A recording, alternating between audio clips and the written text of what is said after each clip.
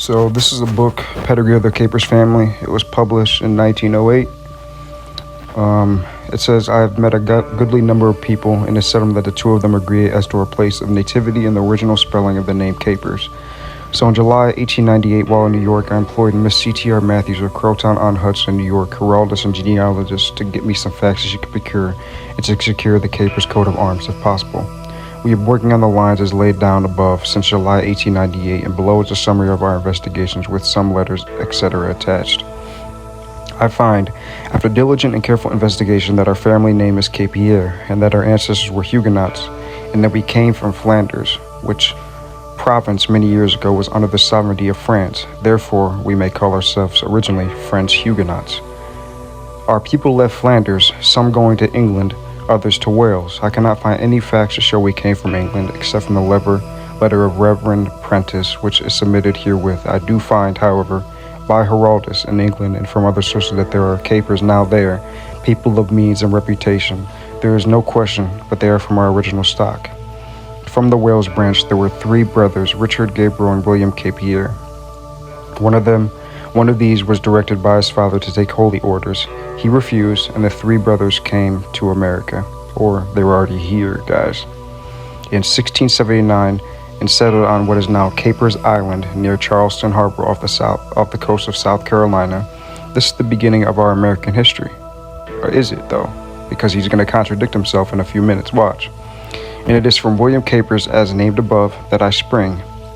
You will note that from 1679 to the present time, a period of over 220 years, the Christian names as above has been represented in the families more or less in every generation. So this family name has been in their family name for generations. Especially does this apply to William, and nearly as much so to do the other two. These brothers were undoubtedly men of education and some means, as Gabriel was a school teacher, and we see by records that William bought considerable property on the mainland some 13 years later. So they're calling America the mainland. It's the mainland. So it's where everything was originally at. And he's giving you that. So, come on now, America's the old world. Gabriel and Richard appear to have lived on Capers Island and on the sea coast of South Carolina, and their families after them for 175 years, or until our Civil War in 1861. I hear from those in various parts of the South that about this time their plantations and homes were destroyed by war and the family much scattered. William, my paternal ancestor, came to the mainland, guys, bought a plantation located in the parish of St. Thomas, and this son succeeded the father for several generations as planters. This is the tree as I find it, as traced to myself. William Capier of Wales, Richard Capers, who married Martha Bourdois, William Capers, who married Hannah Coachman, LeGrand Gary Capers, who married Amelia F. Layton, Francis LeGrand Capers, who married Emma Cole. And as I've said, the original William and his sons and grandsons were planters, men of means, and the various highest social reputation. An extract from the autobiography of Bishop William Capers, which I make part of this record, gives a description of the two Richards. William Capers, my grandfather, was born in St. Thomas Parish, South Carolina, October 13, 1758, and died on his plantation, Woodland on the Hills, Sumter District. So these Capers, right, he's saying they're French. They're French Huguenots. Now here's a name, it's called Chapier, and it says recorded in many forms, included Chape, Cape, Norman, and Picardian. So remember, the crawlers are Normans. Chapier, Caper, Capers, and then it says French, Kappa, Capini, Capello, Capote, Capellero, Capel, and Kepler. So giving you these different variations of the name so we can trace this family back further. So again, Chapier. We can receive this right here. This just says the early origins of the Capers family. Okay, we see here it says the origins of the Capers family. It says the surname Capers was first found in Forez, a former province of France, now part of the modern Loire, the Haute Loire, Puy de domed apartments where they have held a family seat since the 1100s. So, this Caper family, French Huguenots, they're telling you they're French. So, it's a French last name. It's from France. The Chapier, same name, history, family crest, and coat of arms. And if you look right here, Chapier, Capers, right? You see the figures on the face? What do they look like? They're Negroes, guys. They're black people. Come on now. Remember, they said capers. They said capers. They said capers. Remember, this is Chapier history, family crest, and coat of arms. Capers, guys. And then it says right here, spelling variations of this family name include Chape, Chapa, Chapa, Chapax, Chapez, Chape, Chape, Chapez, Chapat, Chapet. All right, remember this name, Chapat, C-H-A-P-A-T. Remember that name, because it's going to be very important when I get deeper into the Caper lineage, because the Capers seem to go very deep, deeper than I thought they were going to go. So Chapat, right? Chapat. It's French, right? Remember, they come from France. They even say that. They come from France, guys. Now you see, remember they said Chapat, Chapet, Chapat, Chapet.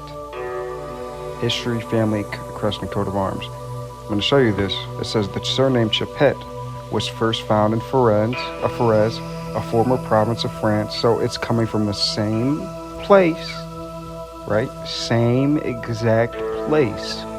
Chapat, Chapet, Chapier, Capers. Same people. Now if we go to Chapet, right? And here it goes, right? It says the surnames Chapat and Chapet likely have French origins, which we know they do, they're the same family, possibly related to names for clothing makers or words, potentially with roots in other regions like the Iberian Peninsula.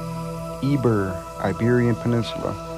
These surnames have been subject to many spelling variations throughout history. So they're telling you they're likely rooted. They both have French origins, which we already know they do. They're both from the same place.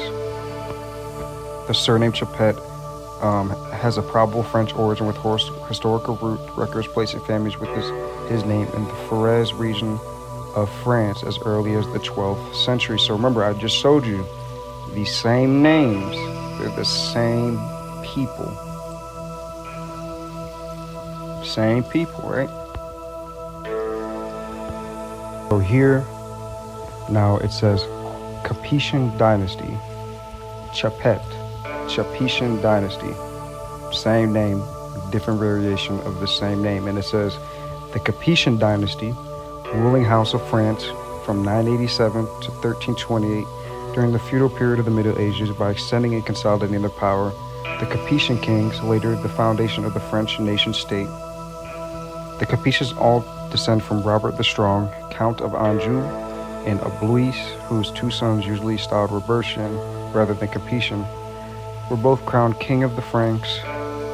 Through Robert's son, Hugh the Great, restored the Carolingian dynasty in 1936. Now, think about this. Where did the Capers just say they come from? They just said they come from South Carolina. They restored the Carolingian dynasty, guys. And his son, Hugh Capers, was elected king in 1987, thus removing the Carolinians forever. Think about it for a second. Come on now, guys. Carolina, North Carolina, South Carolina, the Carolingian dynasty. The 13 kings from Hugh Capet to the infant John I, who succeeded one another from father to son, and John uncles Philip V, Charles V are designated as the Capetion of the direct line. They were followed by the 13 Capetian kings of the house of Valois. Of these 7 kings, from Philip VII to Charles VII, succeeded his father to son. Thereafter came the Valois Orleans branch, represented by Louis the 12th, I think. 10th, yeah. So I'm going to go back to this book here.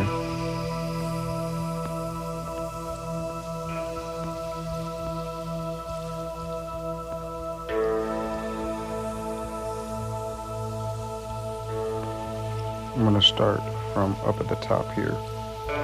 Religion and war have been very prominent in the Capers family. We were driven from our French domain on account of religion, and then again in Wales, our ancestors were driven to America.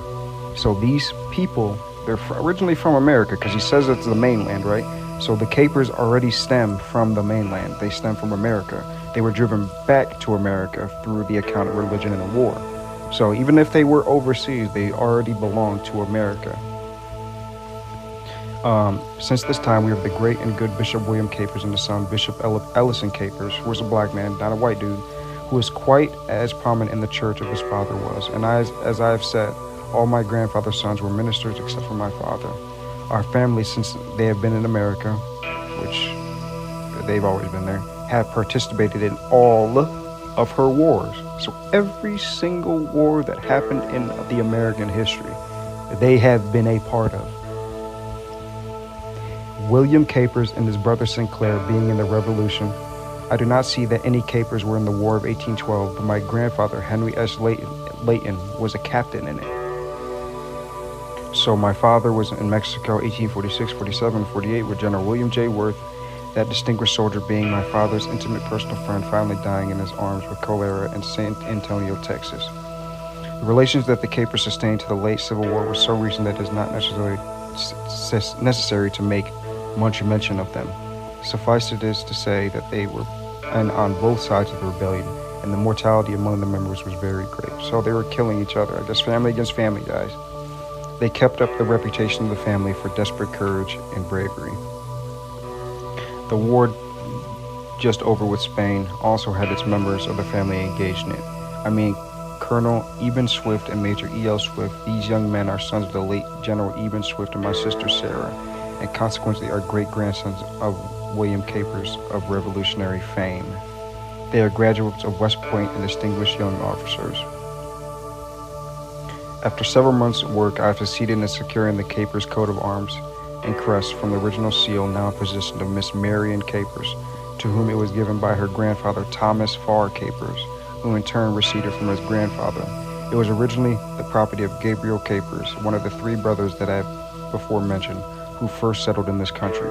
I have several impressions from the seal and a most beautiful painting of the arms and crest, which certainly have distinguished appearance. For the benefit of those not posted, I will describe the arms given such other facts as I have secured. Descriptions of the Capers coat of arms and crest.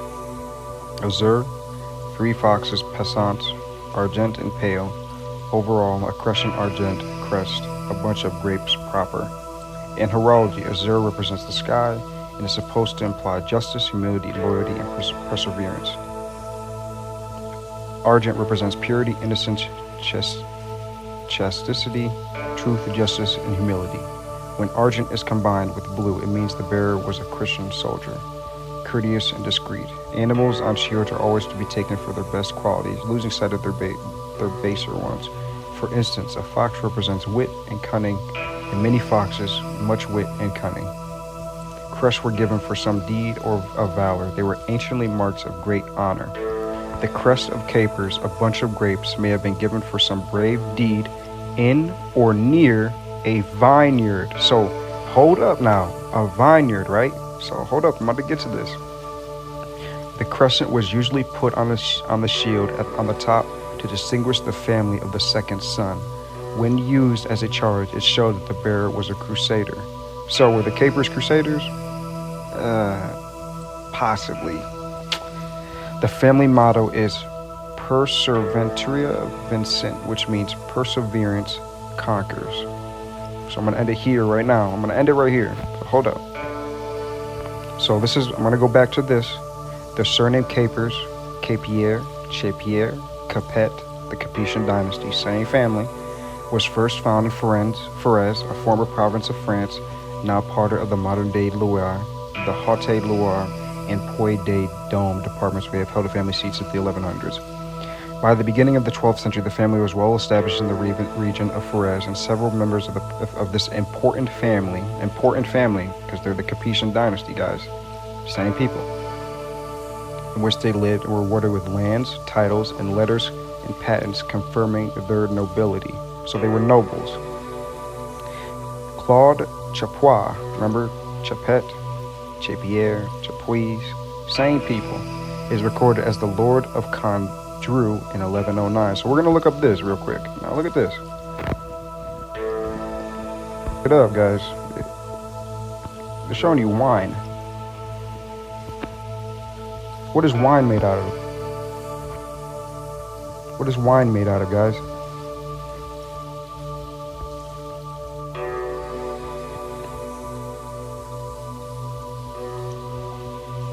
And what is the Condru region, right? Okay, so it says, I'm just going to read it. There isn't a single prominent lord of Condru in a current or historical sense that is widely recognized. However, the term likely refers to the historical seigneurs who owned land and had rights in the region during the seigneurial system. The concept of lord in this context referred to a noble or religious landholder who had held feudal rights rather than a specific title for the entire area of Condru. So this land right here had to have been very important to something. Now look at this real quick. Remember, they're talking about grapes. Remember? The crest of the capers, a bunch of family grapes, may have been given for some brave deed in or near a vineyard. Condru, the lords of Condru, which is said the capers were, or the capers, the Capetion dynasty, is a prestigious white wine appellation in the northern Rhone Valley of France, renowned for producing aromatic, full-bodied wines from the Vigneur grape, located on the steep terrace vineyards with granite-based soils. Condru wines are characterized by intense floral and peachy aromas with a rich golden color and a spicy, complex finish. The region is considered the spiritual homeland of Viognier and is global standard for this iconic white wine.